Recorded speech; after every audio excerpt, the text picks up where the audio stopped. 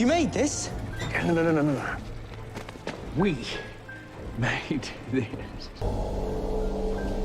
ये कहानी जैसे ही स्टार्ट होती है हम एक आदमी विक्टर फ्रैंकेनस्टाइन को देखते हैं जो कि एक मेडिकल स्टूडेंट है और ये अपनी लाइफ में कुछ बहुत बड़ा करना चाहता है। एक रात वो सर्कस में जाता है जहाँ पर एक खूबसूरत लड़की अपनी परफॉर्मेंस दिखा रही होती है और इसी परफॉर्मेंस के दरमियान ये लड़की काफी ऊंचाई से नीचे गिर जाती है जिसकी वजह से इसे काफी चोट भी लग जाती है। यहीं पर हम इगोर को भी देखते हैं जिसको कुछ बैक प्रॉब्लम है, इसकी कमर झुकी हुई होती है जिसकी वजह से ये सही नहीं चल पाता। ये इस लड़की को बहुत पसंद करता है। गिरने की वजह से ये लड़की सांस सही से ले नहीं पा रही थी, लेकिन इगोर समझ जाता है कि उसे क्या प्रॉब्लम है और उसको कैसे ठीक करना है। क्योंकि इगोर को ह्यूमन स्ट्रक्चर की काफी नॉलेज थी। ये सब इसलिए था क्योंकि वो कुबड़ा इंसान था, उसकी कमर झुकी हुई थी और उसको ठीक करने के चक्कर में उसने बहुत सी स्टडी कर रखी। उसके पास डिग्री तो नहीं थी पर वो किसी डॉक्टर से कम नहीं था और कुछ ही देर में वो उस लड़की की जान भी बचा लेता है और ये लड़की दोबारा से सांस लेने लगती है। विक्टर फ्रैंकेनस्टाइन भी ये सब कुछ देख रहा होता है और काफी हैरान होता है। वो इगोर के पास जाता है और उसे कहता है कि ये सब तुमने कैसे किया। वो बताता है कि ये मैंने बहुत सी बुक्स पढ़ रखी हैं। विक्टर उसको कहता है कि तुम सर्कस में अपना वक्त जाया कर रहे हो, अपना टाइम जाया कर रहे हो, तुम मेरे साथ चलो, मैं तुम्हारी नई जिंदगी बना दूंगा। ये सब बातें वहाँ का रिंग लीडर यानी कि रिंग मास्टर भी सुन लेता है जो उस जगह का ऑनर है। उसको बहुत गुस्सा आता है क्योंकि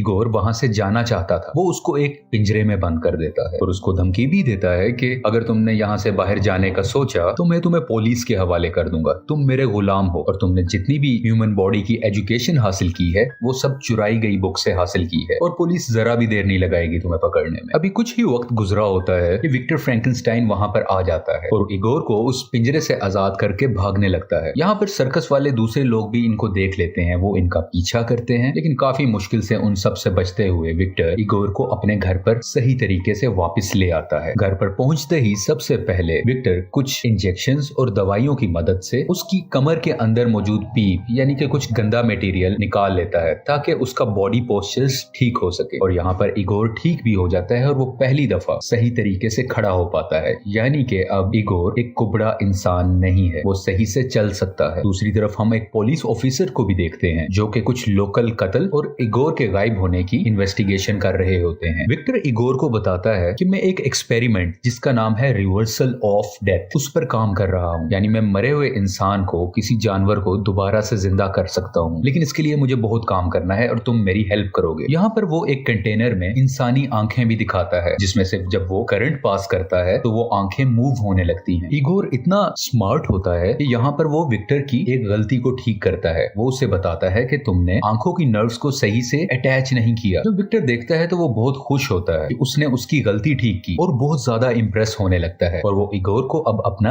असिस्टेंट बना लेता है। अब कुछ वक्त गुजरने लगता है। यहाँ पर ये दोनों मरे हुए जानवरों के बॉडी पार्ट्स को जिंदा करते हैं। ये दोनों डिफरेंट बॉडी पार्ट्स की मदद से एक जायंट चिंपैंजी बनाना चाहते हैं जो किसी मॉन्स्टर से कम नहीं होगा। ये साइंस को एक नेक्स्ट लेवल पर लेकर जाना चाह रहे होते हैं। काम करने के बाद विक्टर और इगोर एक पार्टी में जाते हैं जहाँ पर इगोर उसी खूबसूरत लड़की से मिलता है जिसको शुरू में हमने सर्कस में देखा था। वो लड़की इगोर को पहचान तो नहीं पाती, लेकिन इगोर अब भी उससे काफी मोहब्बत करता है, काफी प्यार करता है। यहाँ पर विक्टर उसको उस लड़की से दूर रहने के लिए कहता है। वो बताता है कि वो तुम्हारे लिए डिस्ट्रैक्शन है और तुम्हारा सारा फोकस उस लड़की पर गया तो तुम काम पर फोकस नहीं कर पाओगे। खैर अब ये दोनों अपने घर पर वापस आ जाते हैं। यहाँ पर पहली बार हम उस मॉन्स्टर्स चिंपैंजी को देखते हैं जो मुख्तलिफ इलेक्ट्रिक वायर्स में जकड़ा होता है। अब इलेक्ट्रिसिटी गुजारने का टाइम है। इस मरे हुए चिंपैंजी से इलेक्ट्रिसिटी गुजारी जाती है ताकि वो फिर से जिंदा हो सके। इगोर काफी कंफ्यूज हो रहा होता है यहाँ पर, लेकिन उसकी कंफ्यूजन उसी वक्त दूर हो जाती है जब मरा हुआ चिंपैंजी मूव करने लगता है, यानी कि इनका एक्सपेरिमेंट कामयाब हो चुका है।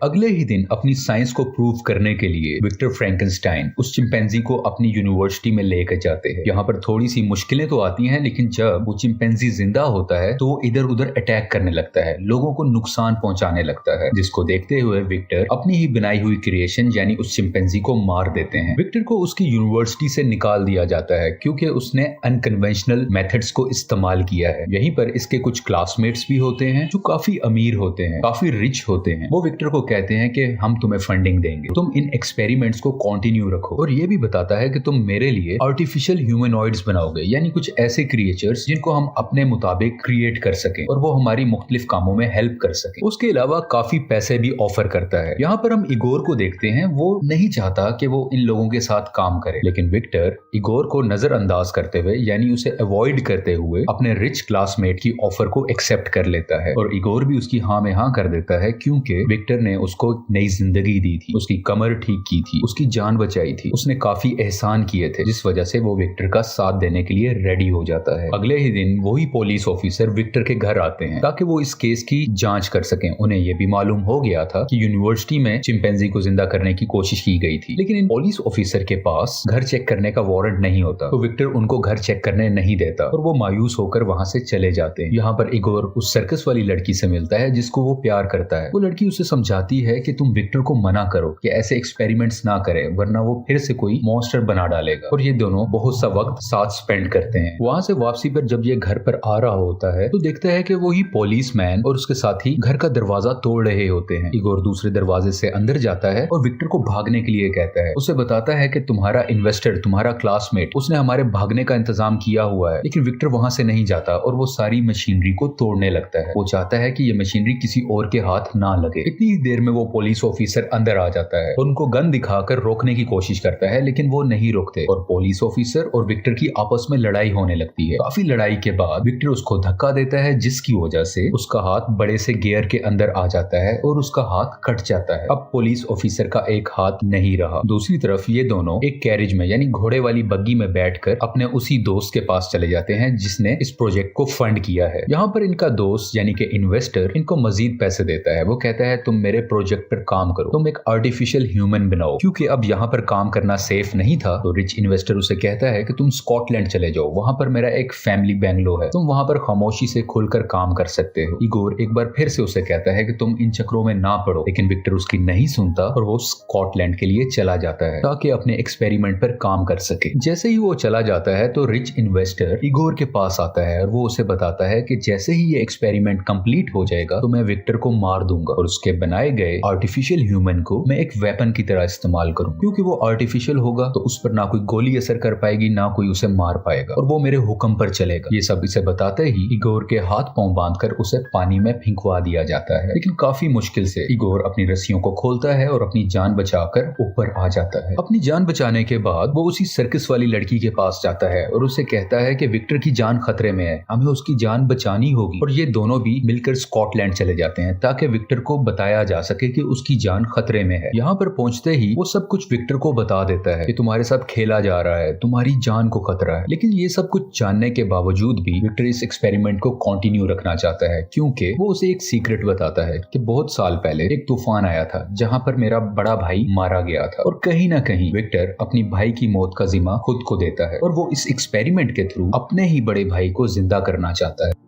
कुछ ही देर में वो इन्वेस्टर और पुलिस ऑफिसर भी यहाँ पर पहुंच जाते हैं जबकि विक्टर अपना एक्सपेरिमेंट कर रहा होता है। एक्सपेरिमेंट के दौरान बहुत ज्यादा ओवरलोडिंग हो जाती है, यानी बहुत ज्यादा बिजली जनरेट हो जाती है, जिसकी वजह से हर जगह तबाही मचने लग जाती है, हर चीज तबाह होने लगती है और उनकी मशीन काफी ज्यादा ब्लास्ट हो जाती है और इसी ब्लास्ट की वजह से उस इन्वेस्टर की यहीं पर मौत हो जाती है। पुलिस ऑफिसर विक्टर को कहता है कि इस सब तबाही के पीछे तुम हो, तुम्हारी वजह से ये सब कुछ हो रहा है। और इसी बातचीत के दरमियान वो बनाया गया मॉन्स्टर अपनी जगह से उठता है और मूव करने लगता है। विक्टर कहीं ना कहीं खुश होता है कि शायद उसका बनाया गया एक्सपेरिमेंट कामयाब हो गया है। विक्टर उस मॉन्स्टर से बात करने की कोशिश करता है लेकिन वो कुछ भी नहीं बोलता और वो मॉन्स्टर एक ही जगह पर खड़ा रहता है। पुलिस ऑफिसर काफी डरा होता है क्योंकि ये मॉन्स्टर काफी खतरनाक लग रहा था और वो अपनी गन निकालकर उसकी तरफ शूट करता है, जिससे उस मॉन्स्टर को काफी दर्द होता है और वो उस पुलिस मैन पर अटैक करता है और उसको मार देता है। उसके बाद ये मॉन्स्टर विक्टर और इगोर से भी लड़ने लगता है,